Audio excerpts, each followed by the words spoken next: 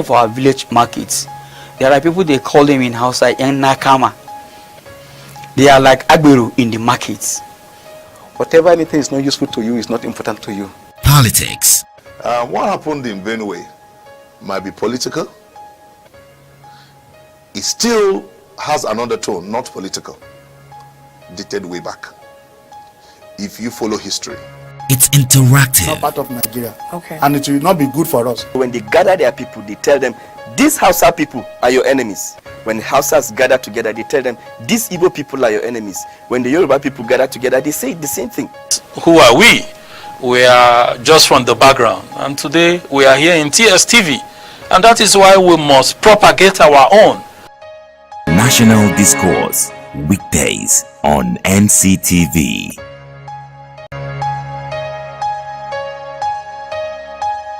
Welcome to National Discourse. Current affairs. We must not extricate anybody from corruption. If any one of them is found wanting, the due course and the law must take its course. Nation building. Administration is slightly different from the last one in the fight against corruption. We need to really task our leaders, who are the religious leaders, from the emir, from the bishops, from whoever they can. Some of our village markets, there are people, they call them in Hausa yang nakama. They are like agberu in the markets. Whatever anything is not useful to you is not important to you. Politics. what happened in Benue might be political. It still has another tone, not political, dated way back. If you follow history, it's interactive. Not part of Nigeria. Okay. And it will not be good for us. When they gather their people, they tell them, these Hausa people are your enemies. When Hausas gather together, they tell them, these Igbo people are your enemies. When the Yoruba people gather together, they say the same thing. Who are we? We are just from the background. And today, we are here in TSTV. And that is why we must propagate our own. National Discourse, weekdays on NCTV.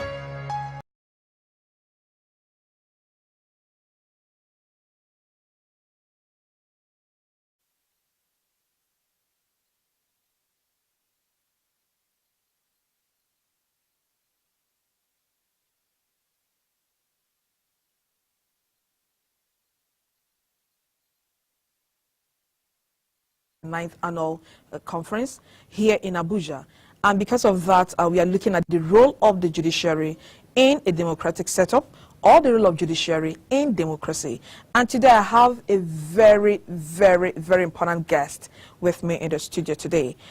He's a lecturer, so just sit back, you understand what this conversation is going to be like. So he's a lecturer and he's a legal practitioner.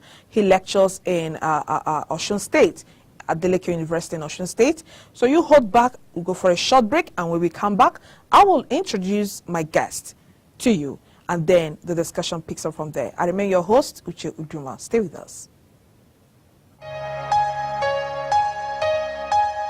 Welcome to National Discourse. Current affairs. We must not extricate anybody from corruption. If any one of them is found wanting, the due course and the law must take its course. Nation building. Administration is slightly different from the last one in the fight against corruption. We need to really task our leaders, who are the religious leaders, from the emir, from the bishops, from whoever they can. Some of our village markets, there are people, they call them in Hausa yang nakama. They are like agberu in the markets. Whatever anything is not useful to you is not important to you. Politics. what happened in Benue might be political. It still has another tone, not political, dated way back. If you follow history, it's interactive. Not part of Nigeria. Okay. And it will not be good for us. When they gather their people, they tell them, these Hausa people are your enemies. When Hausas gather together, they tell them, these Igbo people are your enemies. When the Yoruba people gather together, they say the same thing. Who are we? We are just from the background. And today, we are here in TSTV. And that is why we must propagate our own. National Discourse, weekdays on NCTV.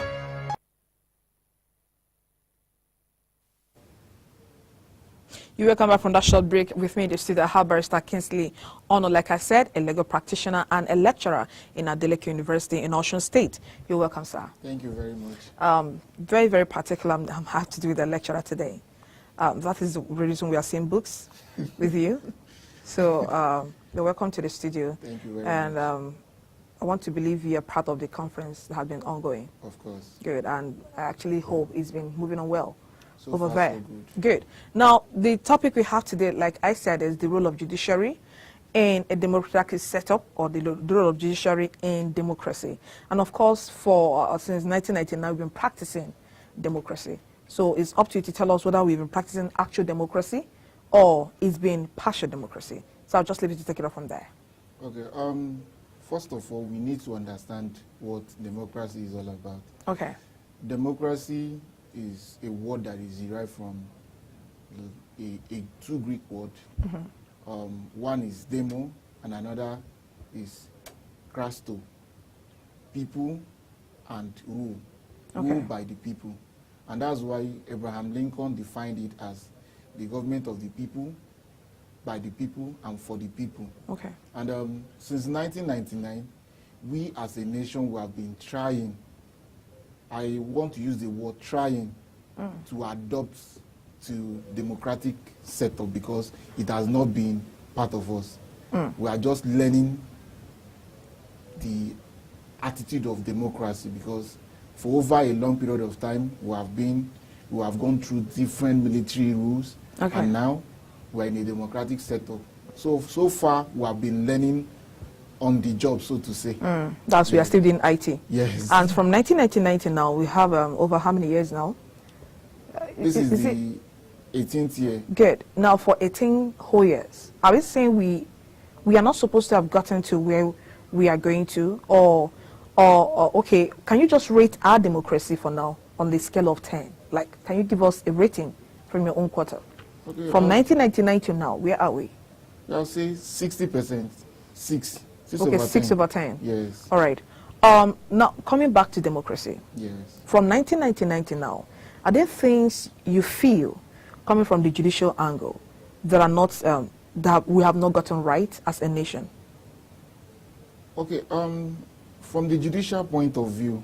Sure. Yes, there are some things that we have not gotten right, in the sense that for the past 18 years that we've been practicing democracy, we have not actually had a judiciary that is independent, so to say. Good. And the judiciary that we equally have now is suffering from a lot of internal decay. Okay. And it has been affecting its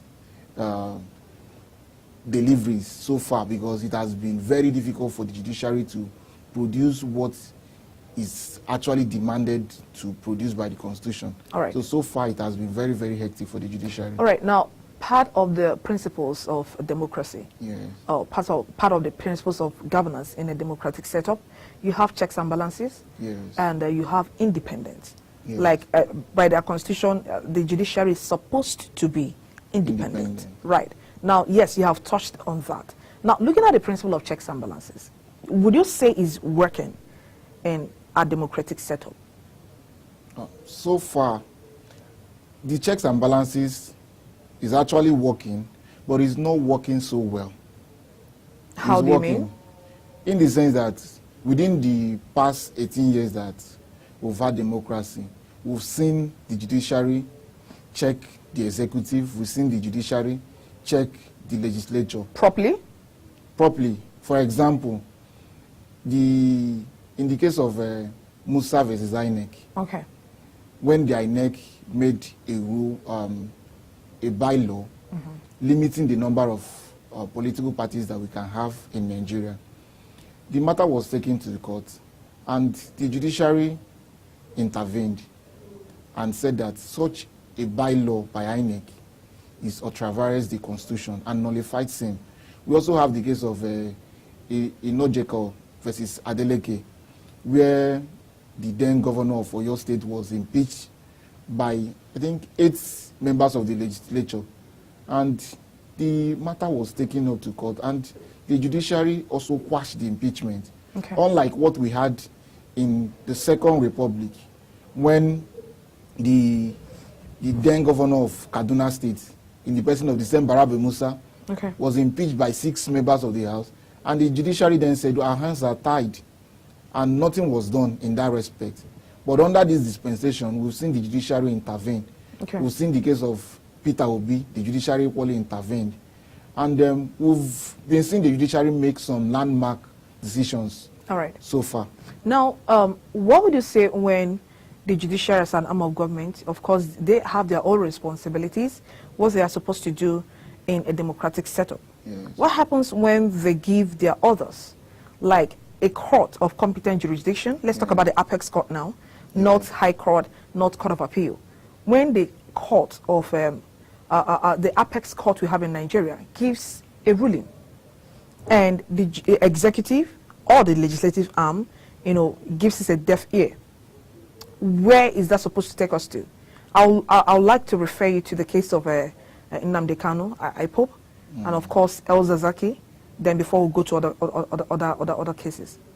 Okay, it's quite pathetic because in a democratic setup, it's based on the principle of separation of powers. Okay. And all the arms of government are believed to be equal, and none is supposed to interfere in the other. Okay. So when the judiciary has given a decision, it's expected that the other arms of government affected by such decision must abide by same. So when the executive looks at the judiciary to the face and flaunts their orders, what are we supposed to have? Honestly, What is supposed to be the next step of the judiciary?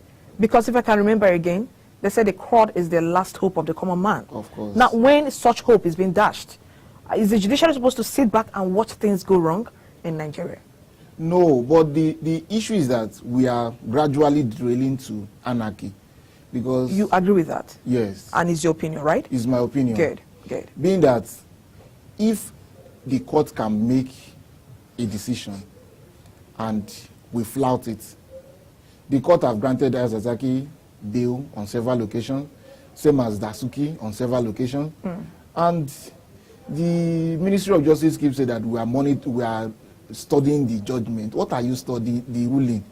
There is no study in this kind And of... this study has taken like how many years? It has been going on for 3 years now. Okay. And courts keep granting him bail. And a statement was accredited to a top member of the executive recently that the rule of law is subject to national interest. And Wow. it's so pathetic because what brought you into power is rule of law. So every action And it's supposed to be above every other law. every other or any other thing, interest. anything, rule of law is the first. So when it comes to your question, the thing is that the judiciary makes orders.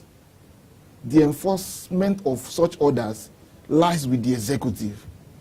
Now, where does the principle of checks and balances comes in place? Now, look at the scenario. Yes. You have the judiciary, you have the executive, and you have the legislative arm of government. Yeah. And then a particular arm of government decides to, go or traverse the law, right? The principle of checks and balances is supposed to step in. So what happens with this principle when the executive looks at the judiciary and flouts their orders? Is this principle not supposed to be invoked? Is it not supposed to come in place? Is the judiciary supposed to just sit back and watch things go wrong, or us to creep gradually into anarchy, like you said? The issue is that once the judiciary makes an order and is not followed, then the judiciary has the power to cite such authority for contempt. Okay. And we've seen the judiciary in the last few weeks issuing from 48 as it were to the chairman of INEC to appear before him. We've also heard of one of the IG of police. But the issue is that the people who will enforce such orders are still the executive, not the judiciary itself. Okay. And that's where, from my own personal point of view, I think we need a change in that regard. We need an amendment because we have copied our own democracy from America. And so far, America obeys their court decisions. A decision was given against Donald Trump, and he he accepted the decision immediately and implemented the judgment. But here we see judgments given, and we'll still go back to study judgments. You are studying it as if you are appealing the judgment of the Supreme Court. It's so pathetic. I think we need an amendment in this line, that the judiciary should have its own arm that can enforce its own decisions. Okay. Because that will bring sanity. Because whatever decision the judiciary makes, it still has to go back to the executive to enforce such decision. And the person, imagine order given against the office of the president. The police is supposed to enforce such order. The police is under the presidency. So, and that's what is causing this whole impunity, because we have not come to understand the principle that works in our own jurisdiction. Because the executive is supposed to abide by the decision made by the judiciary. But so far, it has been a very big problem for us, being that we flout the orders, but the hands of the judiciary is equally tied. Okay, now, most times, it is very easy for people to wake up and say the judiciary is not working. Yes. Probably been hearing such comments. Of I don't want course. to call them careless comments. Yes. People are just expressing their feelings, the way they feel about what is happening. Now, some time ago, the mess was taken from National Assembly. I just want to give you some instances, Okay. right? And then a few weeks ago, we saw the DSS blocking some lawmakers into going into their chambers to do their work, Yes. all right? And then a whole lot of things have happened. Now, what is the role of the judiciary in those regards? Remember that the court doesn't go out to look for things to do or cases to do. Okay. But in a situation where we have such moral decadence happening in the country, what is expected of the judiciary to do? Okay. Because so far so good, we've not heard about anything about prosecution of any matter that has to do with stolen mess. Someone took the mess and it was found and all that. We have not heard anything about that. So in such two cases, for example, what is the role of the judiciary? Where are they expected to step in? Okay. And at what point? Okay, like you rightly said, the judiciary is on its own, Okay. and we have separation of power in our system. Judiciary is not self-originating. It cannot originate actions on its own. A judge, for instance, now cannot originate an action except the one that was committed in his presence. If not, no matter how he hears of it, no matter how bad he feels about it, if the matter is not brought before him, he can't do a thing. Okay. And like you said, the stolen mess has to do with a criminal offense because it has gone beyond civil. Okay. And there is only one body that has the power to prosecute, or the sole prosecuting power lies with the Attorney General, though there are other bodies that can equally prosecute. But it's the Attorney General that has jurisdiction in that kind of situation. So it's left for the executive to initiate the action. The judiciary cannot on its own come and begin to say, something has gone wrong, we are stepping in. Somebody must trigger the judiciary to function. So for those of us that sit and it's very easy for us to say that things are going wrong and the judiciary is so corrupt, they are this, they are that. At least we've heard from a lawyer that the court does not go out and then look for trouble. Yes. Let me just put it that way. They don't originate processes. It has to be you bringing these matters to us. And then when you talk about like these cases, who is supposed to bring such matters to the knowledge of the court? It depends on the kind of matter. Like the instances I just gave you. The stolen mess, and then you're talking about DSS blocking lawmakers from entering their chamber. Whose responsibility is it to bring such matters to the court? The Attorney General of the Federation. Okay. Now, when you have the office of the Attorney General of the Federation and Chief Justice of the Federation as a political appointment, would you say that is affecting what is happening in judiciary or the functionality of the judicial arm of government? It is affecting the work of the judiciary. Okay. And because when the AG do not prosecute, people will blame the court, not knowing that this thing has to do with the executive arm, not even the judicial arm. Because people are looking at what did the court say. The court have done nothing. but it's the executive that originates the matter. But the thing is that there are two offices fused in one. Good. And it's a political appointment. It's a political appointment. That is where it's bad. Yes. Okay. We have the Attorney General and we have the Minister of Justice. From my own personal opinion, the office of the Attorney General is not supposed to be a political appointment. Good. Minister of Justice, yes, it can be a political appointment. But the AG, no, it's not supposed, because the powers of the AGs are enormous. Okay. And for it to be a political appointment means it's limited. Because it's just like you employing someone. Right? Yes, because you are responsible to your appointer. To your boss. Yes, the president is the one that appointed the Attorney General of the Federation. Okay. And the governor, the Attorney General of the state. Yes. So he dictates what happens. Yes. And it means they still have limits of what they can do. Of course. So what are we waiting for as a judicial arm? Now talking about these offices, politicizing the office, don't we have anything to do as a judicial arm to make sure that it becomes a normal office that will run by tenure and not by appointment? Yes, the only way it can come true is by amendment of the Constitution. The office of the Attorney General is a creation of the Constitution. In fact, it's the only minister that was created by the Constitution itself. The other ones, they can have ministries. But for that particular office, the Constitution created it and defined its responsibility. So for us to separate the two, it has to go through the National Assembly. So we have to amend the Constitution. Who you think, do you think they're ready to do such things? The first question should be, have they even seen it as a problem? I'm sure they have. Because to them, I'm sure they have. Then it behoves on the National Assembly to actually take the right step. But it is affecting the judicial arm. Not only the judicial arm, it's affecting the whole system. It's affecting the whole system. The whole system. But it is the arm first that gets hit by it. Because if anything goes wrong, like I said, a whole lot of accusing fingers are pointing straight to the judiciary. Yes. So if the National Assembly can't wake up and do anything about it, like you said, I'm sure they are aware. Now, the judiciary, are you saying that the hands are tied from taking any step? By law, yes. The hands of the judiciary is actually tied in that regard. But the judiciary, being the last hope of the common man, is expected to a large extent to be conservative. That's why the last time that a judge tried to question the norms in the society, she lost her job for that in Osun State.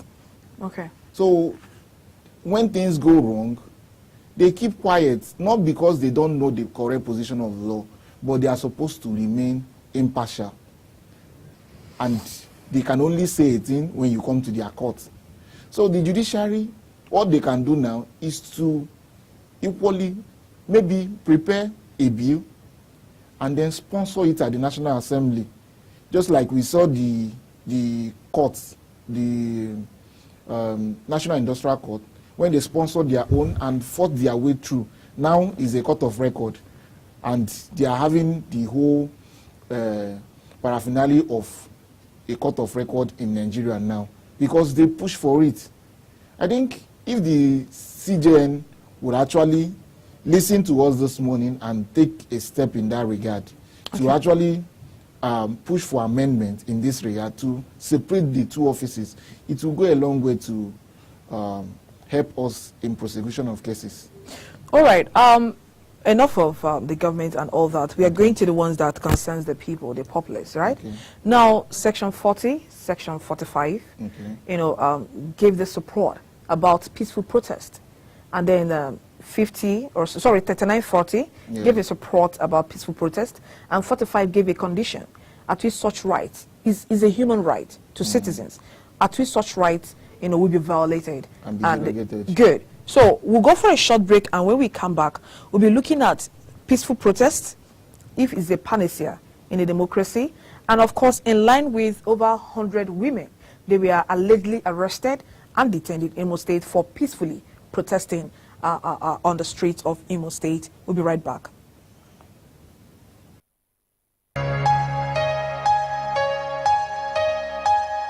Welcome to National Discourse. Current affairs. We must not extricate anybody from corruption.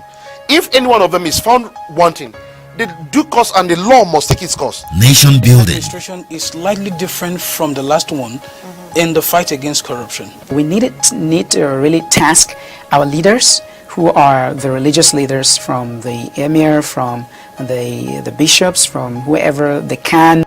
Some of our village markets, there are people, they call them in Hausa young nakama. They are like agberu in the markets. Whatever anything is not useful to you is not important to you. Politics. What happened in Benue might be political. It still has another tone, not political, dated way back. If you follow history. It's interactive. Not part of Nigeria. Okay. And it will not be good for us. When they gather their people, they tell them, these Hausa people are your enemies. When Hausas gather together, they tell them, these Igbo people are your enemies. When the Yoruba people gather together, they say the same thing. Who are we? We are just from the background. And today we are here in TSTV. And that is why we must propagate our own. National Discourse. Weekdays on NCTV.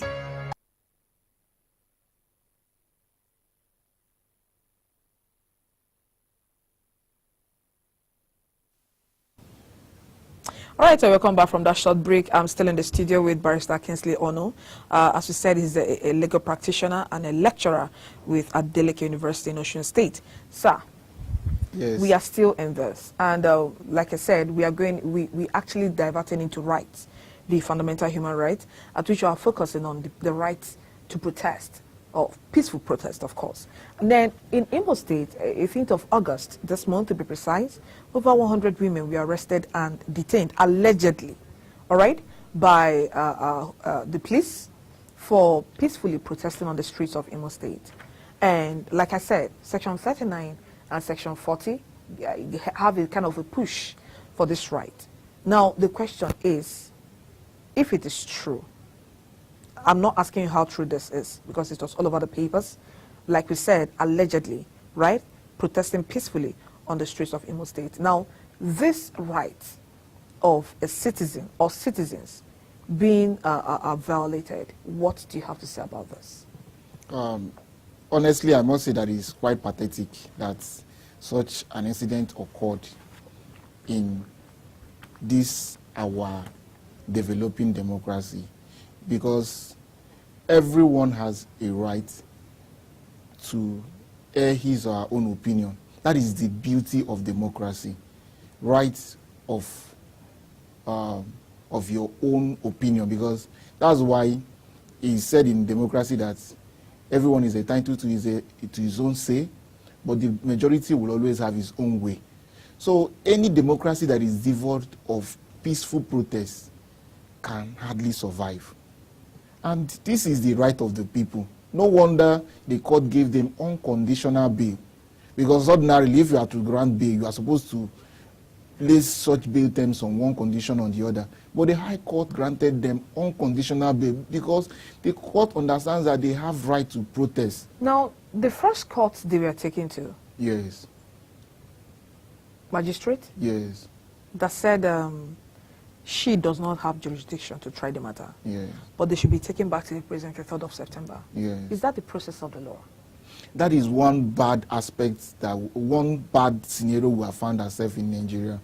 The magistrate court is one loophole that the police and law enforcement agencies are taking advantage. Yes, because they know that the magistrate do not have jurisdiction to try such matters. Okay. They will quickly run to such a court. Okay. Not just in this kind of, all murder cases, they start from that court. Magistrate. They go there, fight such a case there, and the magistrate will decline jurisdiction. But after declining jurisdiction, the hands of the magistrate is equally tied, because the next thing should be, oh yeah, go. Now, what is the position of the law itself in this? The truth is that... Because like I said, every single incident that happens, the fingers go straight to the judiciary. The judiciary. Now the question is, when you lack jurisdiction, of course, we are still talking to Nigerians that are non-lawyers. So these are things probably they don't know. That's why I'm asking you the issue of jurisdiction. When you don't have jurisdiction to try a particular matter, what is the next action you are supposed to take, as provided by the law? Okay, when you don't have jurisdiction to try a matter, the law did not provide for what next to do. There's a lacuna in that respect. So any action can be taken? That is just the practice, because there is no particular provision of the law as to what needs to be done. Okay. But the issue is, we are talking about criminal matter now. Yes. Because if it's a civil matter, what we are supposed to do is to strike out the case once you don't have jurisdiction. Fine. Now, these women that were arrested, yes. What kind of matter is that? Women that were peacefully protesting on the street. The people that took them, okay, let me never ask the people that took them to court. Now, as a lawyer, some persons were protesting on the streets and they were arrested and detained. Of what crime? The thing is that our law is too broad. They can charge them with an act capable of causing breach of public peace. Okay. Then, knowing the Federal High Court position on IPOB, they can equally charge them with terrorism, so to say. So let's go back to the magistrate.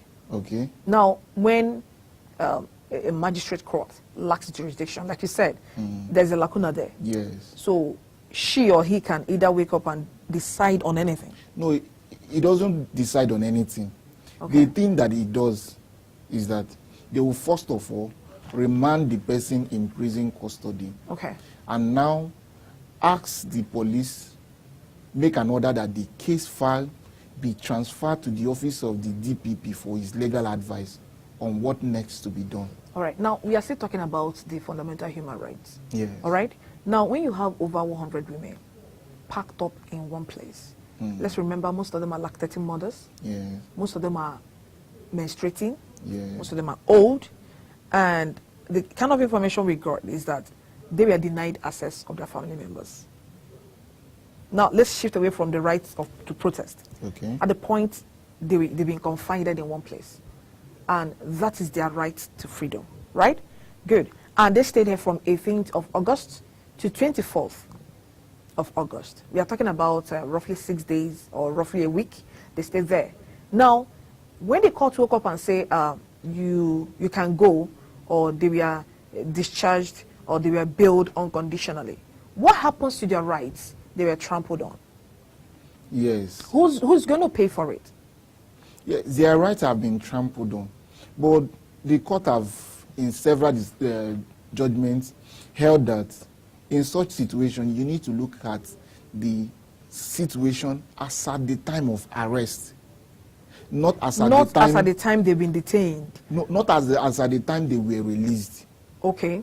So whatever thing they went through for that 1 week has been forgotten by the law. No. Okay. The point I'm trying to make is that the first thing that will be asked is, was this arrest legal? Was there a situation that was prevented from occurring? And if, as at the time the arrest was made, it was based on a reasonable suspicion, the court have defined reasonable in several instances. Okay. If it is based on reasonable suspicion that this person is likely to commit an offense, then there will be hardly a remedy for such incident. All right. But if the women and their legal team are able to establish that the arrest was not reasonable in the circumstances, then there is a remedy for them. They have right to file for an action for enforcement of their fundamental human right. Okay. But the enforcement of the fundamental human right, you remember that what kept them in prison was an order of the court, not police detention. They were wise enough to take them to court immediately and to a lower court. So they were in prison based on an order of a court. Good. Now, we are still going back to the jurisdiction. Now, the court lacked jurisdiction. Yes. But they said take them in for them to stay there till September 3rd.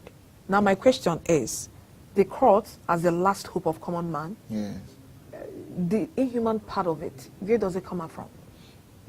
I'm actually sympathetic. I could understand what happened. You could understand. Yeah. But we're talking about people out there that are watching, that don't know anything that has to do with right, jurisdiction, and all that. So I understand the feelings of the people, but justice, as defined by late Chukwudifo Puta, is a three-way traffic.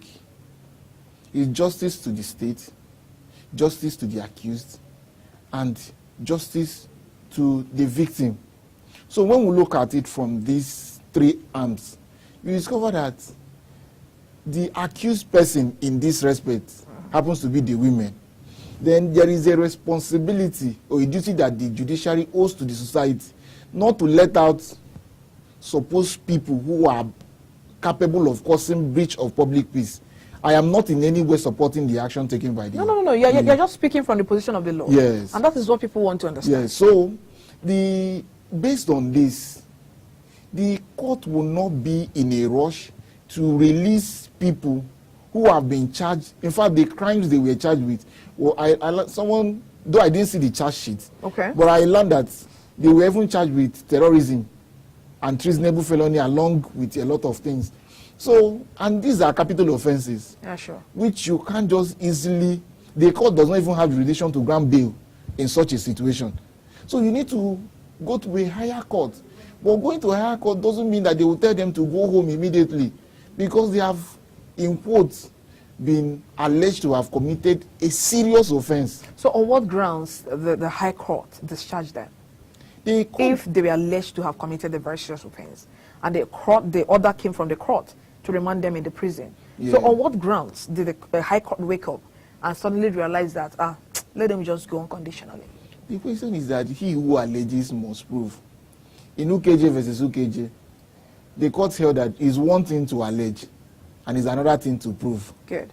So when you bring them to court and you have nothing in place, at least on the face of it, to show the court that these people have even committed the offense that you are alleging that they have committed, then the court has the duty to discharge them unconditionally, because the law presumes that they are innocent. So you have placed nothing before the court. On the scale, there was nothing on the part of the state other than allegation. And courts... There was no proof. They did not even get to the point of proving. There was nothing for the court to even look at. And court had to release them unconditionally. Now, you're taking me back to my first question. Now, at this point, that there was nothing to bring in front of the court, right? And some person spent 1 week just for nothing. My question again is, what happens to that right? The people that charged them were actually smart enough not to have detained them. They have facilities to detain them, but they quickly took them to court. Their detention was based on an order of the court. You said that. Now the question is, because the detention came from of the order of the court, or with the order of the court, there is nothing that can be done, no remedy to their right. The only remedy that they can have, because maybe you can just enlighten us. You kept some people in a place for 1 week. I'm talking about the freedom of movement, association, freedom of speech, because they were protesting on the street, and other rights that have been violated. And you are saying there is nothing that can be done because the order came from the court. No, what the only remedy they have now is under law of tort, which is the remedy of malicious prosecution. That they have been arrested and detained based on malicious information. That is the only remedy that they can get, because if we are talking about the detention, that means they are going to join the magistrate who made the order in the suit. But this time around, the magistrate was actually performing his or her duty. And to my own understanding of the law, the magistrate has done nothing wrong, save for the fact that he is working in a system that is not properly planned. In the sense that you brought a matter which is beyond my jurisdiction. I can't hear the matter. But at the same time, I can't let out people who we are suspecting to have committed an offense to go home like that. Okay, now, apart from treasonable felony and related offenses. Yes. Now, when a court lacks jurisdiction to try a particular matter, Yes. apart from these serious offenses, what happens? What's the next step they do? Criminal or civil? Let's go to civil first. Civil. Once you lack jurisdiction, for a high court, you strike out the matter immediately. Good. For a federal high court, if you discover that it is a state high court that has jurisdiction, then by virtue of section 22 of the Federal High Court Act, you transfer the matter to the high court that have jurisdiction to hear the matter. All right. Let's go to criminal. Criminal, when you don't have jurisdiction to try a matter, the proper order to make is to strike out the matter. Okay. But when they bring higher offenses, like this one, before a people lower on the court, street protesting. yes, then the court cannot quickly throw away such suits. Okay. I want us to visit section 45 now. Okay. That talked about a condition precedent upon Yes. which you violate such rights. Yes. Now, was there any state of emergency declared in Imo State? You aware of any? No state of emergency. Because before you violate such rights, yes, there must be a state of emergency. in fact, the position, the Constitution says you can only violate it based on a law made by National Assembly for the purpose of public peace, national interest, public security. These are the grounds on which such a law could be made, which will violate. But I know that the angle they are coming from is a colonial law that we inherited, which was the law that actually banned protests. That before you protest, you must first of all get the permission of the Inspector General of Police before you can. Is that what our Constitution says? That's not the position of the Constitution. So the Constitution is supposed to be the rule of law. Yes. That should be supreme above every other laws. Of course. So why would we place our Constitution below an inherited law? What happens to the supremacy of the Constitution? No, the Constitution is supreme, but it's also the Constitution that says that any law made in the interest of public security is still valid in that respect. So we are saying that Section 45 was actually suspended. Or at some point, there are some sections of our Constitution that should suspend or that should be suspended, you know, to give in respect to certain laws. No, the Constitution is supreme, but the Constitution is the one giving the National Assembly the power to make law. What section is that? Sorry. Section 45. Section 45? Yes. Is telling us that there must be what did I call it? A state of emergency declared. No, it says that such rights are subject. In fact, let me read the particular section. Okay. Section 45. Sorry. Section 45. Nothing in sections 37, 38, 39, 40 and 41 of this Constitution shall invalidate any law that is reasonably justifiable in a democratic society in the interest of defense, public safety, public order, public morality, public health, and for the purpose of protecting the rights and freedom of other persons. Okay. So it's talking about any other law made by National Assembly or State House of Assembly, as the case may be, that is made for the purpose of protection of public interest, public security, public defense, and public morality, that such laws can actually derogate such sections of the Constitution. But the word there is reasonably justifiable in a democratic society. So is that all from Section 45? The next one, which is subsection 2, is an act of the National Assembly shall not be invalidated by reason only that it provides for taking during period of emergency of measures that derogate from the provision. State of emergency? Yes. Good. So what we are saying now is whatever thing that happened because the Constitution is giving way for a superior law to take place. No, not like a superior it's law. giving way for a certain act to take place. Now, this National Assembly law you're talking about, yes, was there any law like that came from National Assembly before those people were arrested?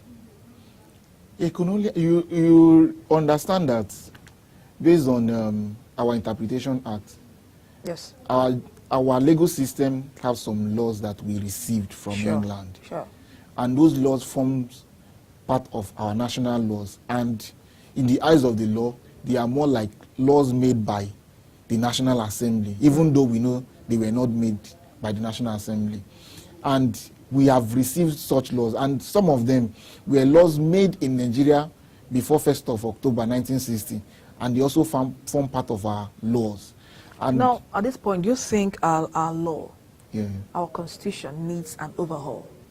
Of course. Because you are speaking a language I understand. Yes. But we are talking about the masses out there. They don't they don't even have time to go through this. Yes. That's why I'm taking it little by little, bit by bit, yes, for us to extradite what is written there.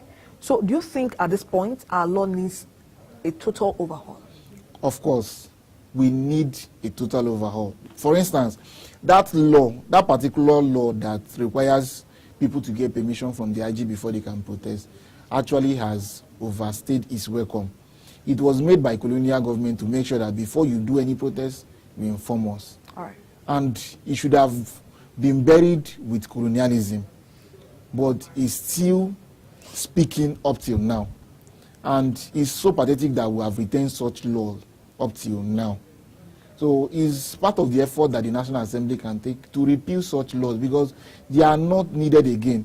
But the truth is that it's a law that is reasonable and justifiable in a democratic setting.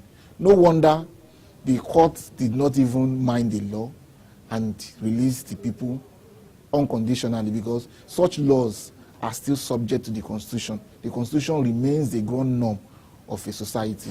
All right, now, with a view of election coming up next year, okay, what is going to be the role of the judiciary before and after the election? Okay, the judiciary... Still in line with the principle of checks and balances, though.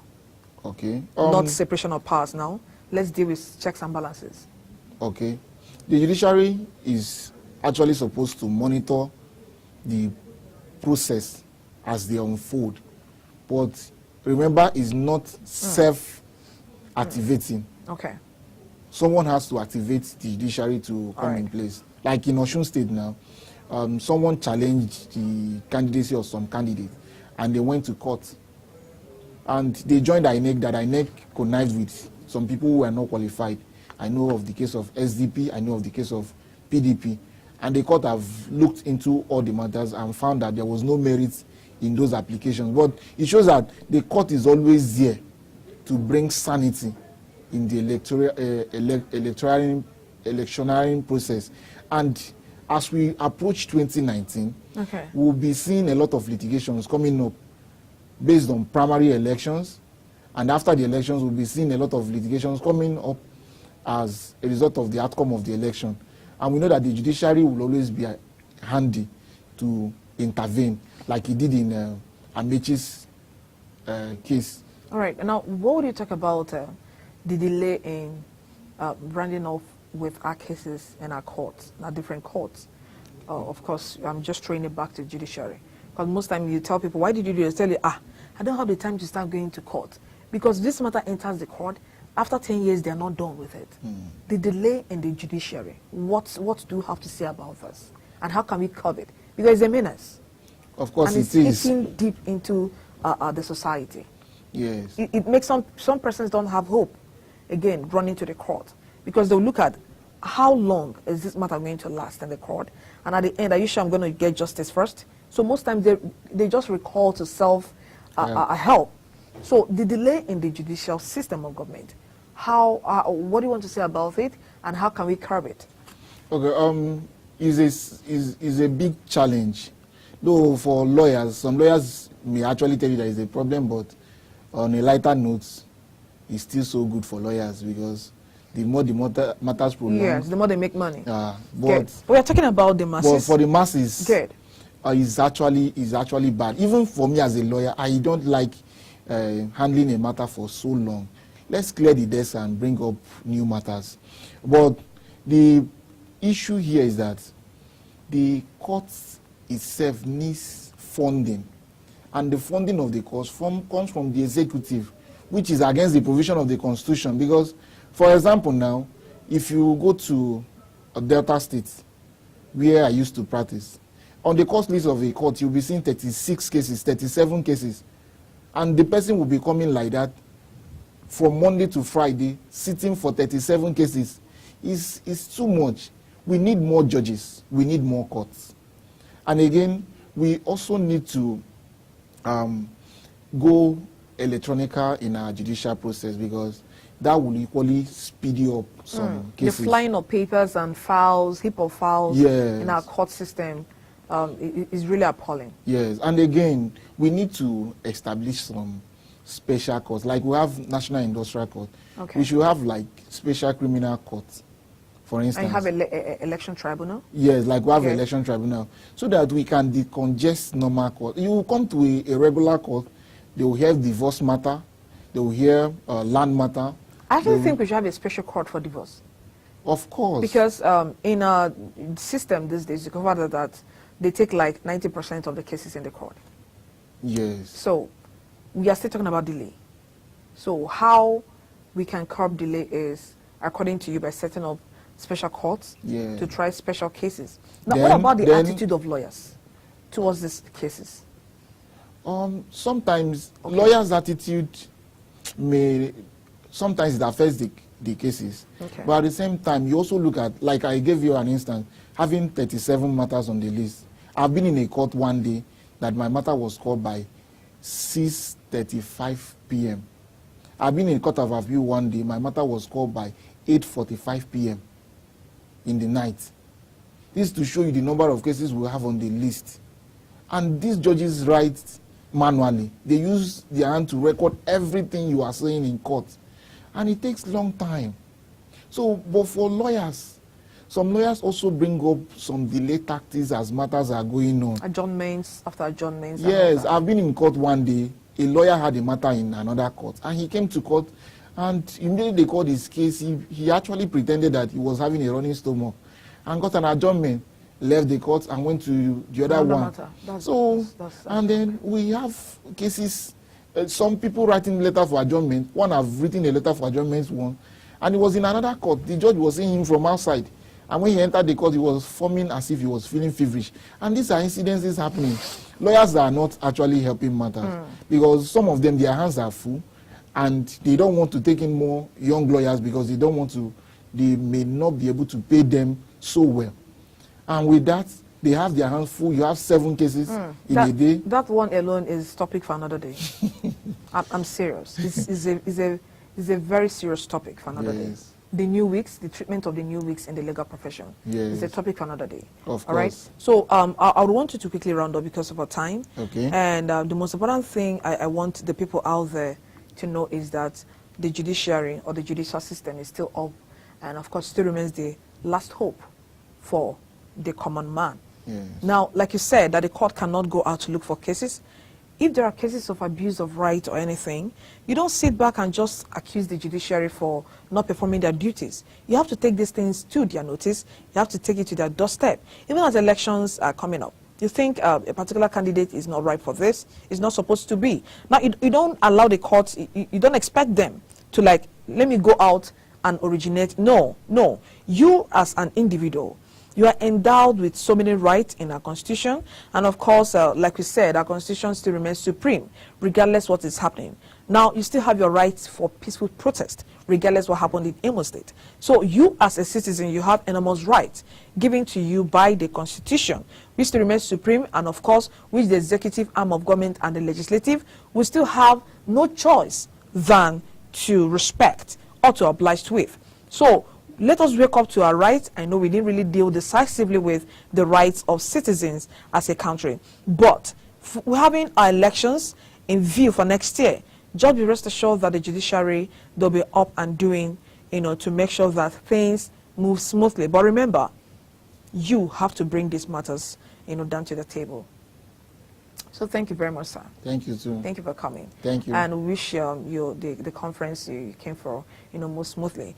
And to us all from National Discourse, to us is a goodbye. And for the people of Imo State, I know most of us have found it very difficult to understand the interpretations he was giving to us from the Constitution, but you can still go ahead and challenge your rights if you think your right has been abused. From me, Uche Uduma, is a goodbye from me. Thank you very much for watching, and tune in next tomorrow for another interesting episode, same time. And a repeat of this program rolls by 9 p.m. every day. Thank you and God bless you.